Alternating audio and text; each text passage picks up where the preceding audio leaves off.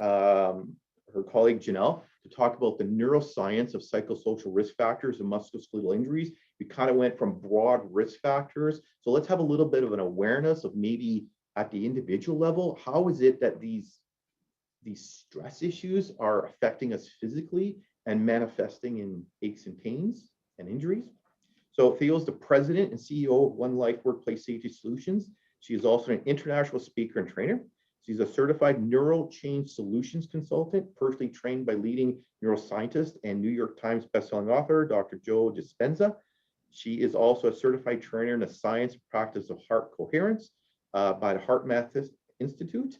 And I don't see your website on there, but I'm sure at the end, people can go check her own personal speaker website, but also her consulting practice as well. And Janelle Pakaluk is a certified ergonomic specialist working with One Life as well. 17 years experience working across diverse industries, including government, heavy construction. She's passionate about ensuring workers go home at the end of the day exactly as they arrive to work. She believes that the well-being and safety of employees does not have to be hard. On her intention is to assist as many people as possible in a way that they think about safety. All right, so let's begin. Theo, off we go. Thank you very much. Can you hear me? I'm going to share my screen here. Yeah. Sorry, I'll get going here in just a minute. Takes me a little minute here. That's all right. Shows you I'm human. I'm not perfect. There we go. How's that? Yes, I can see big screen. All right. And is my audio okay? Yes. Well, hello, everybody. It's my privilege and delight to connect with you today. Thank you to Andrew and Tiffany and everybody over at the Manitoba Federation of Labor Occupational Health Center.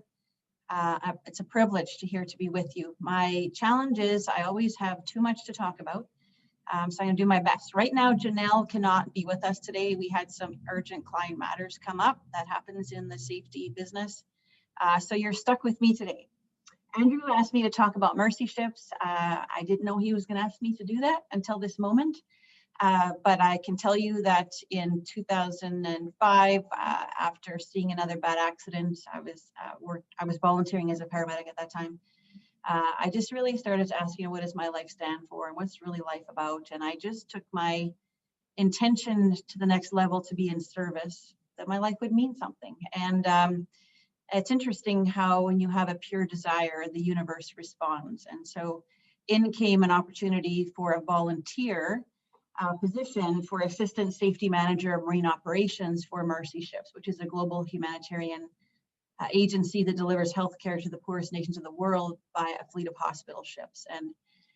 And it scared the heck out of me, but I decided to follow my heart, and I gave away all of my consulting practice, and I went and worked for love for a year for free. And it was really tremendous. I had stewardship and assisting over 1,000 volunteers working in the maritime industry, which is one of the highest risk industries, working in Africa with a very high rate of HIV and other serious communicable diseases.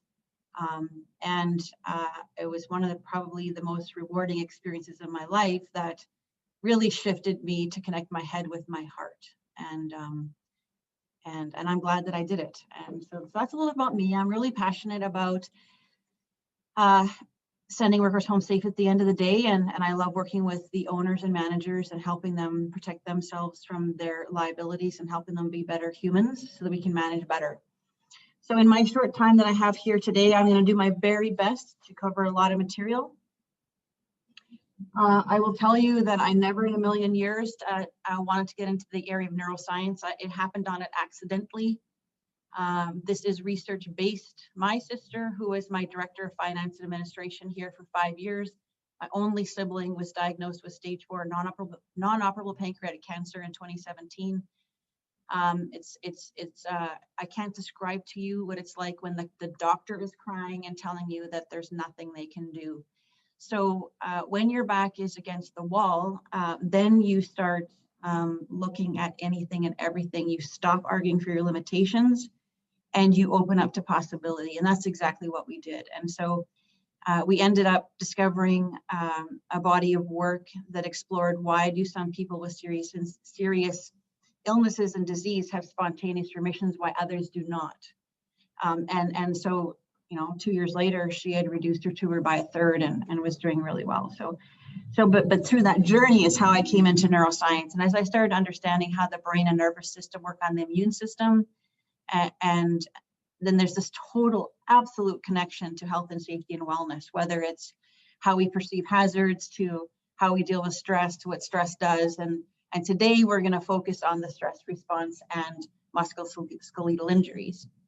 So I'm not an ergonomist, but I do have a pretty good understanding of the sort of like the nervous system response and some of the psychological responses. And so that's what I'm going to stick to today. So I'm going to move along here pretty quickly because I do want to respect your time. So I don't think we have to be telling your audience, this audience, that mental health is it's the new pandemic. Like it's an extraordinary, debilitating illness around the world and certainly in our country.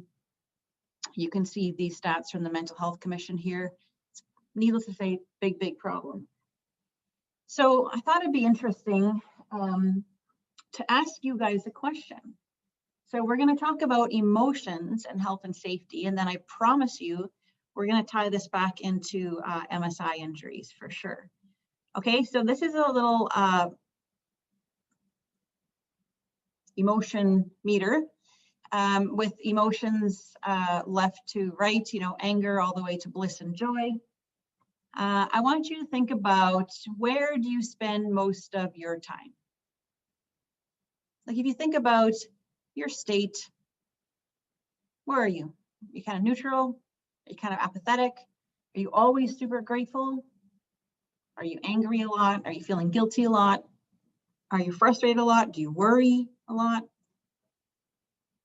So to your benefit, it'd be interesting for you to name your emotion, just for your own sake. So we think approximately 60 to 70,000 thoughts a day.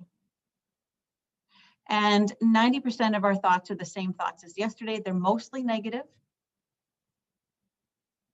And those negative thoughts actually put us into a stress response. And so most people are living in the stress response 70% of the time. So that first slide talked about the fact this is research-based, this is science-based.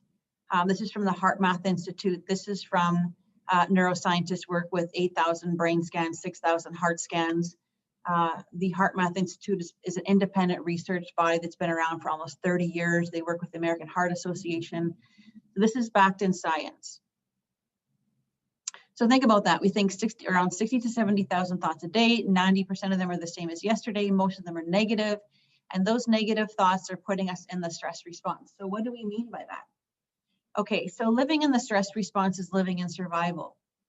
And this is really the fundamental model to understand about how this is going to lead to MSI injuries and a whole bunch of other things down the road.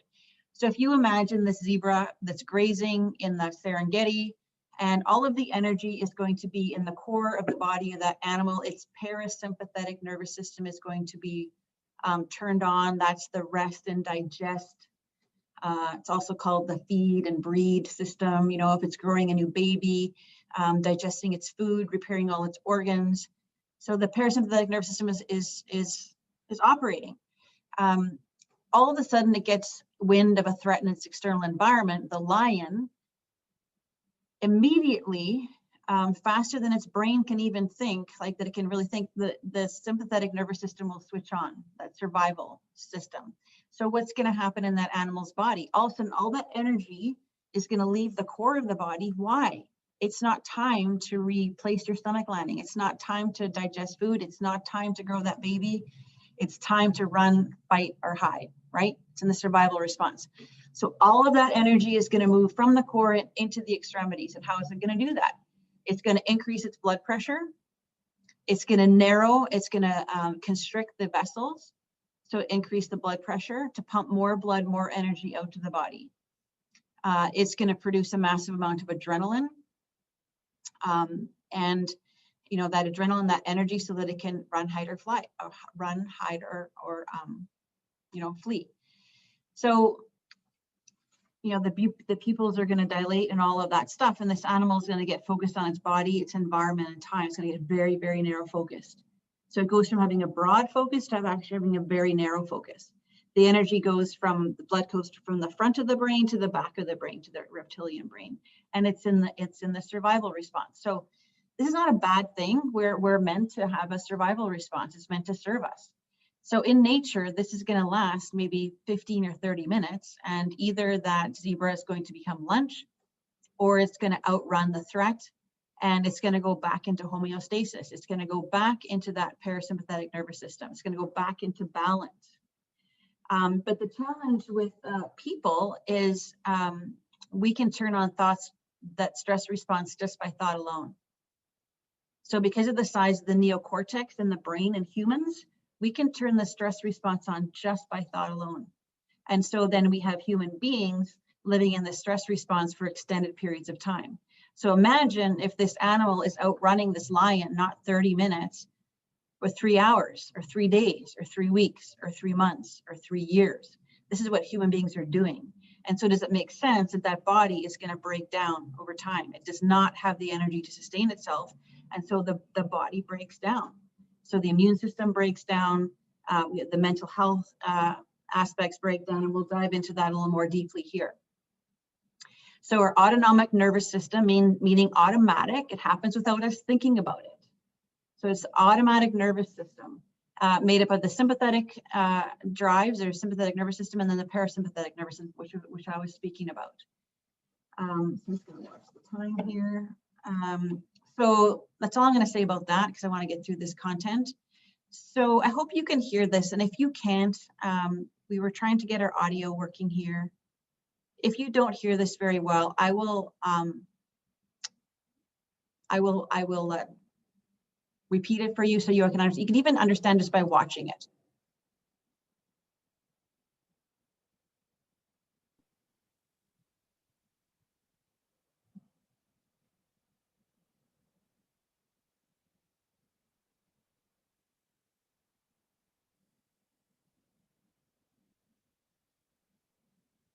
Yeah, Theo, there's no sound at all coming through my computer.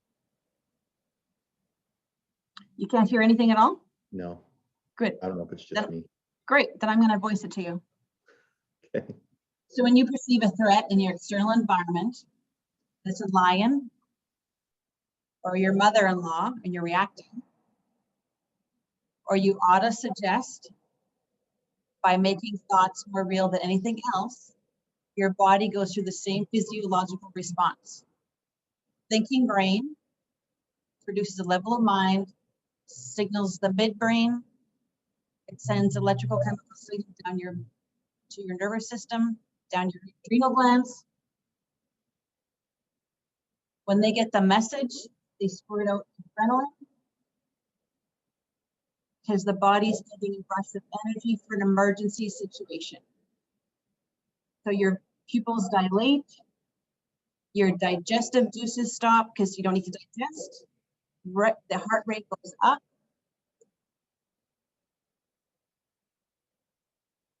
Blood is moved to your extremities because you need to outrun this threat, and the body's knocked out of balance or homeostasis. So I apologize if that was a bit jerky, because I was listening to him while I was reading it to you, or talking to you. So I hope you understand that. So what I want to make the point is that we turn on the stress response just by thought alone, even if it's your mother-in-law, or it's your coworker coming at you, or it's some sort of autocratic boss or whatever. That automatically turns on the stress response in the human being. And a lot of you, I know you can relate to what I'm saying, right? Or you hear that you have this deadline looming. You can just feel your body, that stress response, or internet connections, or traffic jams, or homeschooling children. And so now we come to COVID and the unknown. So the most fearful, one of the most stressful things we can do to human beings is, going to see the chat here. Okay, I'm just trying to listen to see the chat here. So one of the most stressful things to human beings is the unknown.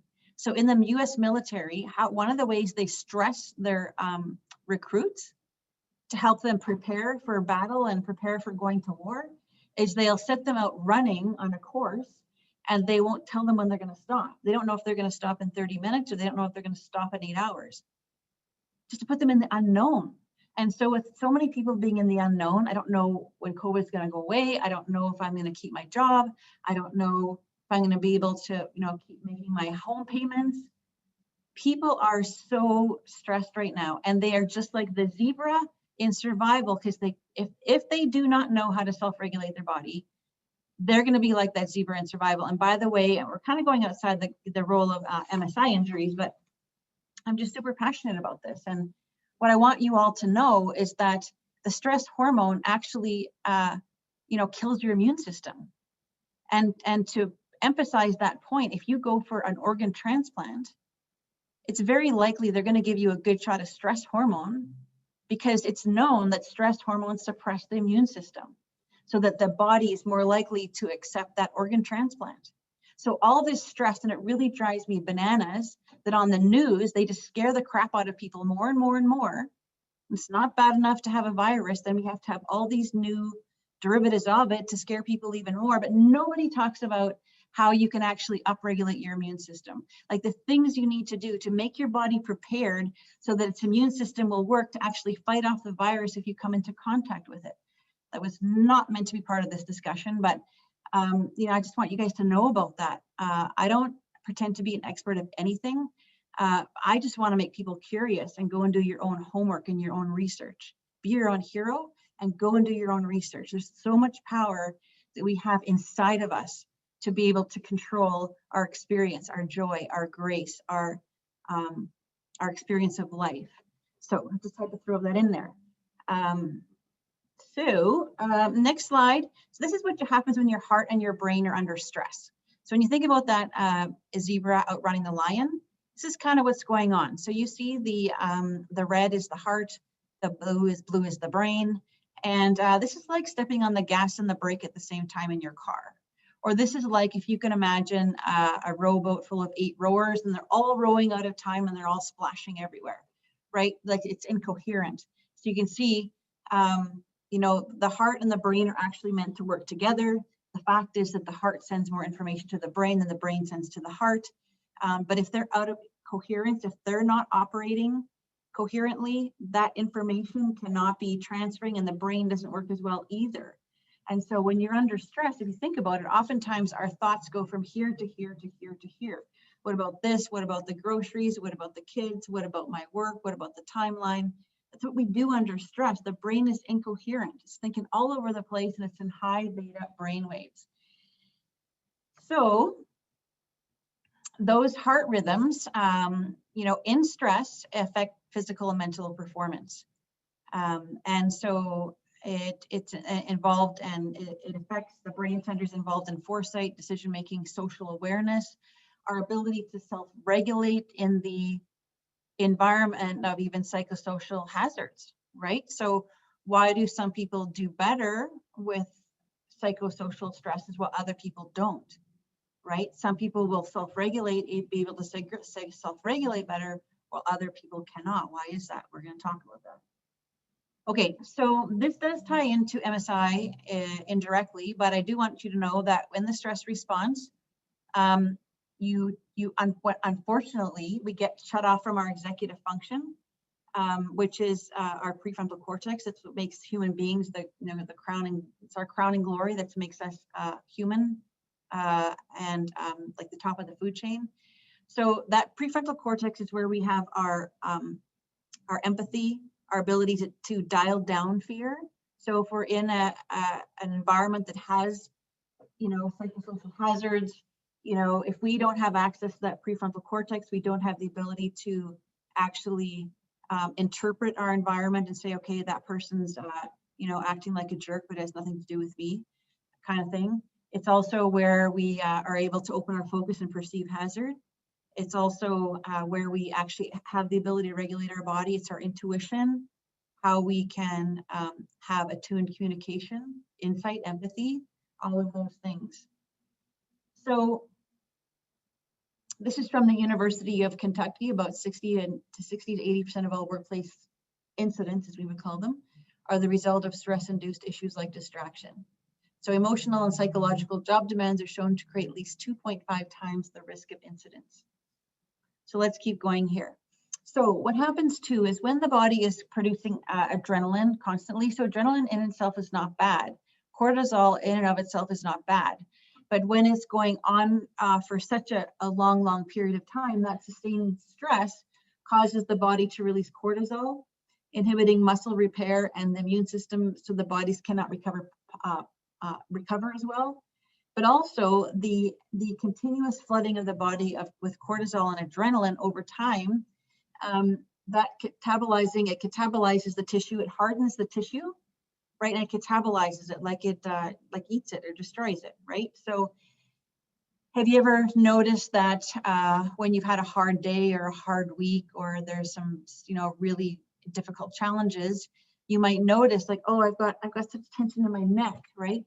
Or my back is really sore. My back and hips are all tight, right? Well, that's from, I mean, I'm not a physiotherapist, and I'm not a doctor, and I'm not an ergonomist, but that's largely due to all those chemicals flooding and building up in your body and hardening the muscles. Of course, then now you've come to the point where you're more likely to have those tears and those strains. Is this all making sense? So let's say somebody is in that stress response, right? So now remember, I don't know if I explained it very well, but the emotions of frustration, of anger, of fear, of shame, of apathy, of worry, those are all emotions that put us in the stress response. Those are all survival emotions. So any of those emotions are kind of below the heart, right? Like even like greed or anger is kind of from your solar plexus. All of those are survival hormones. The emotions above the heart, like empathy, joy, speaking your truth, appreciation, optimism, courage, those are the longevity hormones. Those are the hormones that actually upregulate your immune system. Those are the hormones that actually restore your body and allow those muscles to repair and all of that stuff. So talking about the stress related emotions, and really, I've come to the conclusion that your risk factors are directly related to the level of emotion that your workers are having, because the level of emotion that they have is directly related to the chemistry they're producing in their body. The chemistry they're producing in their body is a function of the thoughts that they're thinking, right? So all of a sudden my boss is coming, I'm afraid. Or there's layoffs in my job, I'm worried. Or I have traffic jams, I'm frustrated. Like those are all stress responses creating chemistry in the body that catabolize over time and produce massive amounts of adrenaline, cortisol, and over time they're going to have an effect on tissues, blood vessels. They're going to lead to musculoskeletal issues, and also this. So let's say we do have some, let's say I did strain my back a little bit because I had some tight muscles.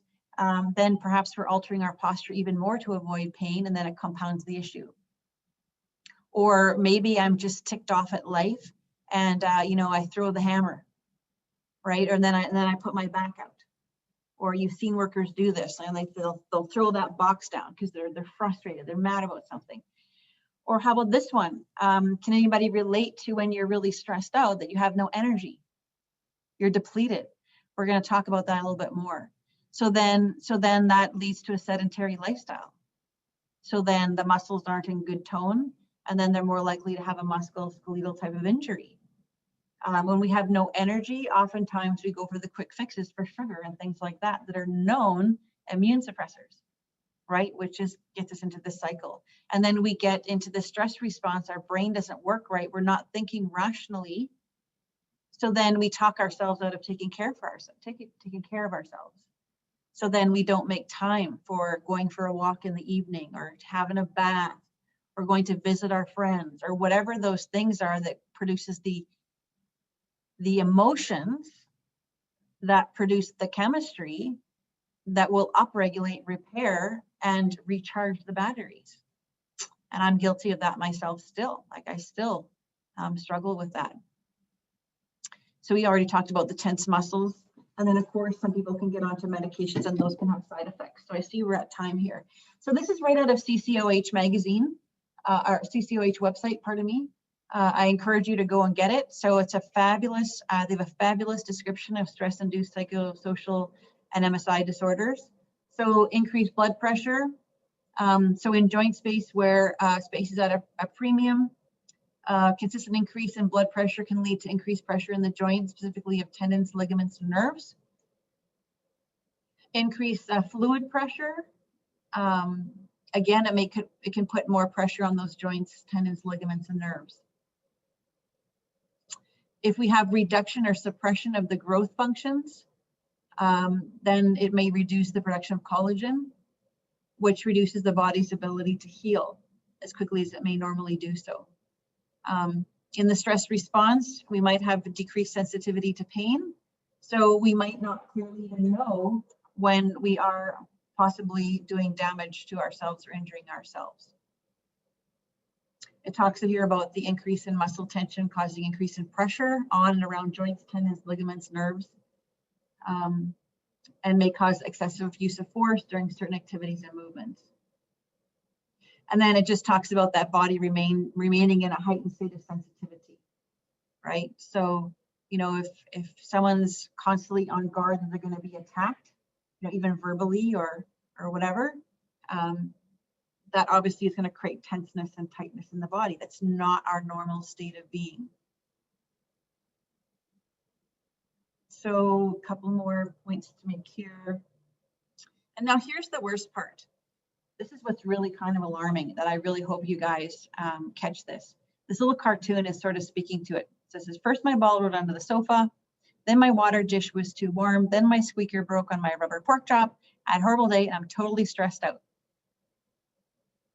So when we did that video showing, you know, the person going into the stress response just by seeing their mother-in-law, and you saw how the chemistry lights up in the body. So the limbic brain gets signaled, lights up about 12 to 1500 chemicals, sends signals down the nervous system, lights up the adrenals, produces the chemistry, which reinforces the thought of fear or the thought of worry. So that's chemistry, that's chemicals getting produced in the body, right? How many of you need to have your coffee every morning? You need your caffeine, or you need a smoke. Why? Your body is addicted to the chemistry. Human beings get addicted to the hormones of stress. And just like we are unconsciously competent at tying our shoelace, we become unconsciously competent at being in the stress response. How many of you know somebody who complains all the time? Chances are they're running in an unconscious program. They've done it for so long. It's just like tying their shoelace. You can tie your shoelace without even thinking about it because you have a neural network that's fired and wired so tight in your brain, you can do without even thinking. And so people get into these unconscious habits. And so this is what we have to be careful about even right now today, because there's such a propensity for stress. And if we're in that stress response for like almost a year now, I can promise you there's going to be people walking out of this pandemic that now have conditioned their body to the hormones of stress. And let's say I am pretending, so it's just showing you these connections in the brain that fire and wire together, you know, and create a neural network for complaining or a neural network for having to be anxious about something, right? So let's say I like to complain. Let's say that's my thing, and it produces all this adrenaline in my body and produces that stress response, right? And so I think that my neighbor, the desk across from me is my issue. I complain about them all the time. That person leaves the workplace. Now what? My body needs a hit of chemistry to get that hit of stress hormone. So now I've got to find something else to complain about, right? So I just want you guys to think about that. Okay, so then what do batteries have to do with it? So we are like a battery. We are a battery fundamentally. And if we don't recharge the battery, what's going to happen? If you use your cell phone and you don't recharge the battery, what happens? It dies. Okay, so we are the same way. We are like a battery and we have to recharge our batteries. So I want to show you this from the Heart Math Institute. So these are the stress hormones.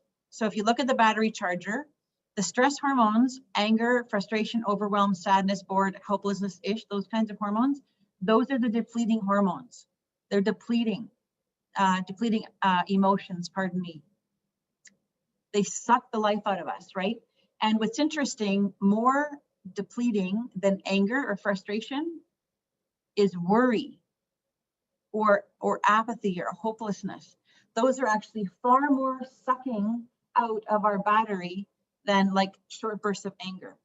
So how many people have this low grade sort of worry or apathy or sadness going on right now?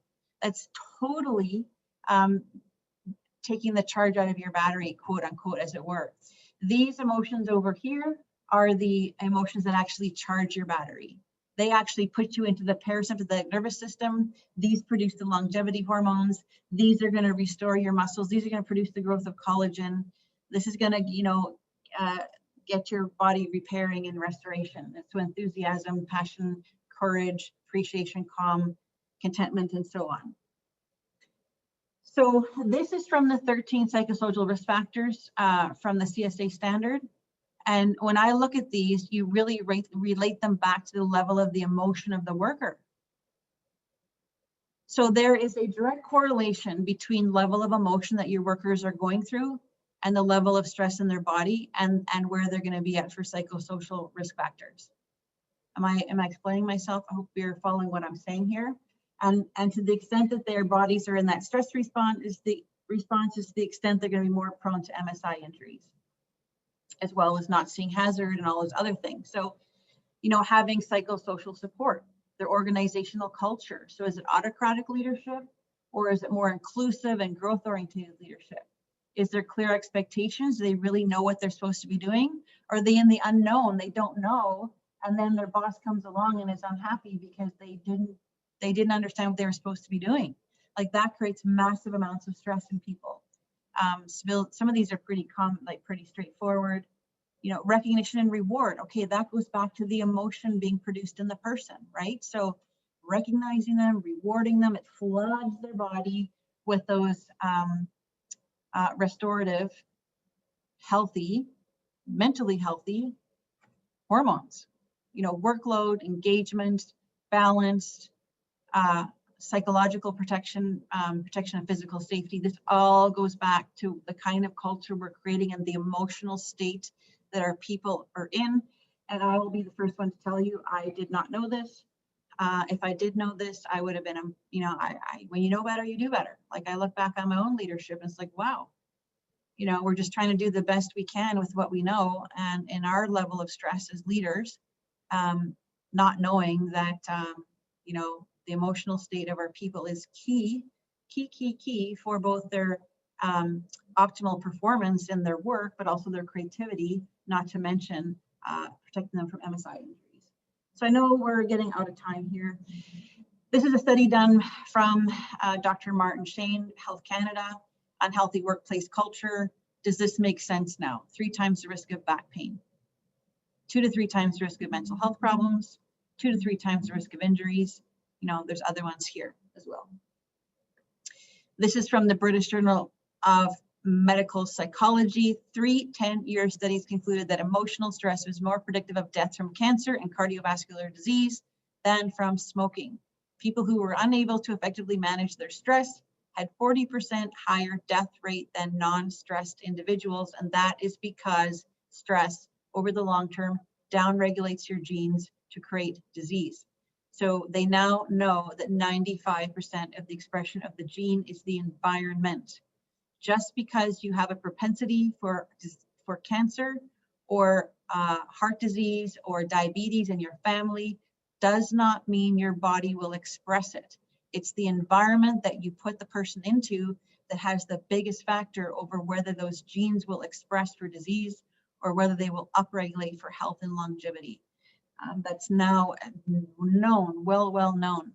So in summary, MSI injuries really correlated to the level of emotions that are running through a person's body, because those emotions produce the corresponding chemistry that will either have that person in survival, and in that survival response, which over the short term is fine, but over long term is not only depleting, but it's catastrophically debilitating and creates a lot of, over the long term disease.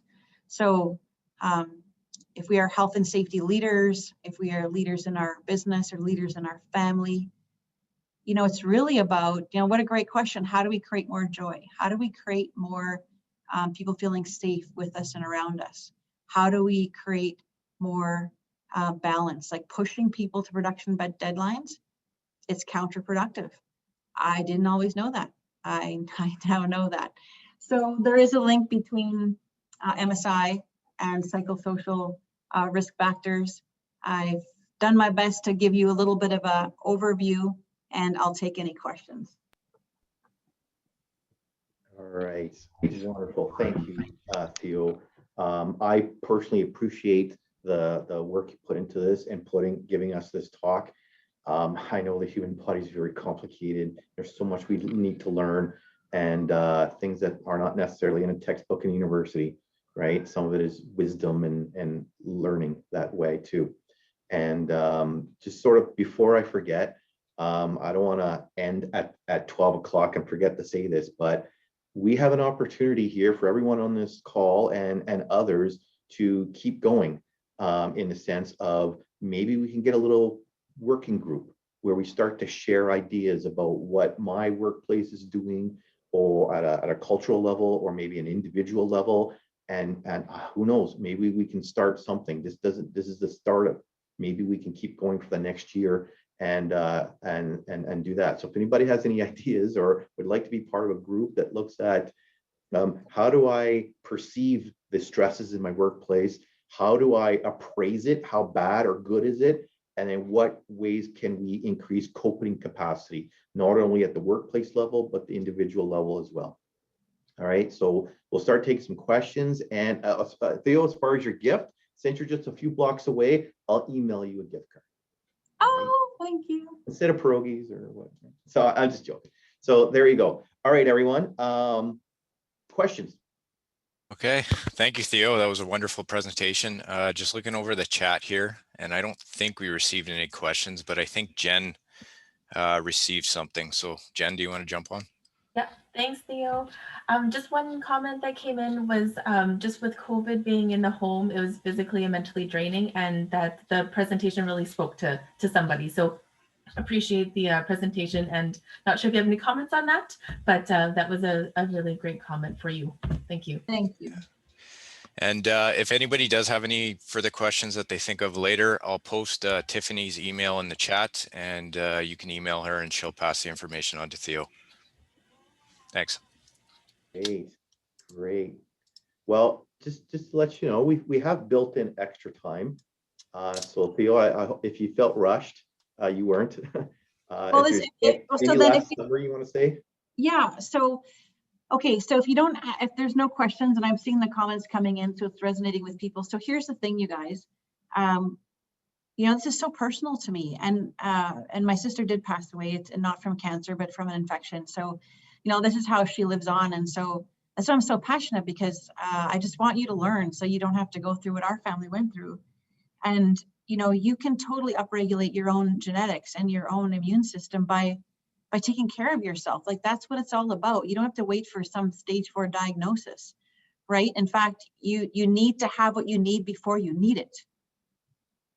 Like, let me say that again. You need to have you need to have what you need before you need it. So let's say you get in a car accident or you have some sort of issue, you want your body to be in a really good state. So it's simple. It is taking a walk in nature alone will start to upregulate your body into this parasympathetic nervous system. It'll slow down those crazy brain waves and start to flood your body with repair hormones.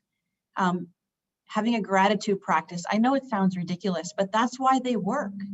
That's why, Oprah or whatever, she'll say the gratitude practice changed her life. Why? Because gratitude puts totally different chemistry into your brain, and it actually connects you to the prefrontal cortex of your brain, where you see possibility, where you have intuition, where you can down-regulate and actually sort out the information that's coming in around you and better discern, is this true, is it not true? It changes what you see. In your stress response, opportunity could walk right by you and you would never see it, right? It makes us animalistic. And so what's up for the world right now is, it's like they say, you have to put your own oxygen mask on first. Like, you have to take care of yourself. And I know that as I learned to do that, I became a better person. I used to think I have to just go to work and I have to get all my work done and there's so much to do. And, then I was a little short-tempered or whatever. I'll just say right now, like, I'm a human being. But I learned is when I take time for myself, I do meditation. I do that because it makes me a better person. So not only am I extending the length of my life, but it's making me better to be around, right? And it's making me a better problem solver in my business and better creative. So it's about self-care. I know it sounds hokey and silly, but it is about self-care. We have to take care of ourselves. Nutrition, sugar down regulates your immune system and makes you're more likely to react. Sleep, all those basics. Great, wonderful. I did have a question come to me privately, so I'll ask it. I'm gonna have to paraphrase. So spirituality is something people practice either individually or as a group. So any of this kind of research and your work have a spirituality component? Well, you want to hear the funniest thing? If you chase science long enough, if you go down the science rabbit hole long enough, you'll run smack into mysticism. And if you look at mysticism long enough and you chase it down, you'll run smack into science. And what I love about Dispenza's work is he gives you all the science of why that works, why it works. So spirituality, what is that? That to me is just connection from that thing to that thing that keeps our heart beating. Okay. Like that essence, right? Like it's so someone has their hand raised, Paula, and I think maybe Jennifer might have a question too now. Hi, Theo. So yeah, there was another question that came in on the chat. Would this mean a person diagnosed with anxiety has a higher risk of MSI? And how might that be controlled in the workplace? So a suggestion might have been like wellness seminars or something such as that. So a couple things to say about that. So anxiety is generally worry about the future. Depression is always worry about the past, right? So, and I don't claim, I'm not a doctor, so I need to be very careful what I say here. So like just your garden variety anxiety, I can't speak to any, that's with some deep diagnosis. I have nothing to say about that because I'm not a doctor, but your garden variety, people they're kind of anxious all the time.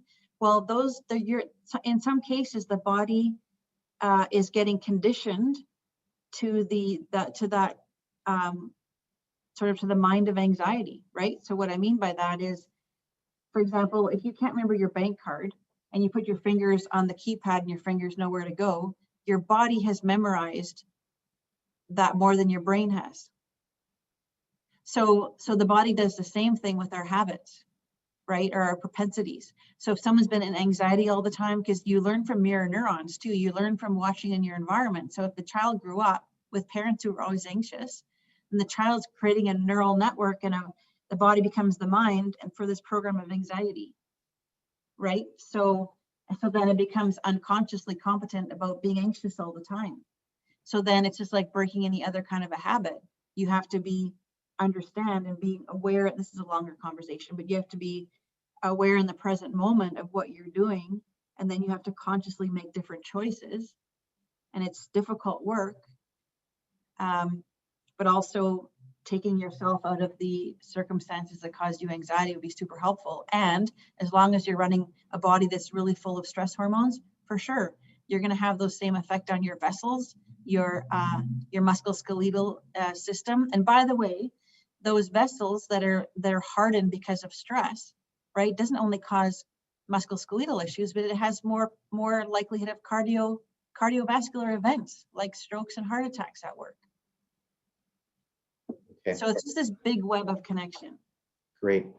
Okay, so it's 20 after. We're going to play a 5-minute video for your break, but please, you can always watch the video later.